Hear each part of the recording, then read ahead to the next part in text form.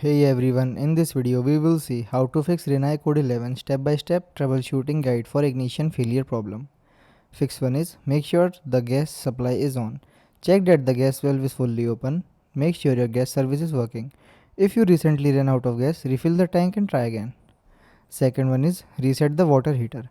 Turn the unit off, then unplug it or switch off the breaker for 30 seconds. Turn the power back on and test the heater. Third one is clean the air intake and exhaust vent. Inspect the intake and vent pipe, then remove leaves, dirt, snow or any other blockage. Restart the unit. Fourth one is check the water heater filter. Turn off the heater, then remove and clean the inlet water filter if it's dirty.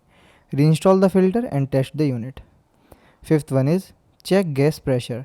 Make sure your home has personal gas pressure. Low gas pressure can prevent ignition. Contact your gas supplier or a technician if you suspect a pressure problem. Thanks for watching.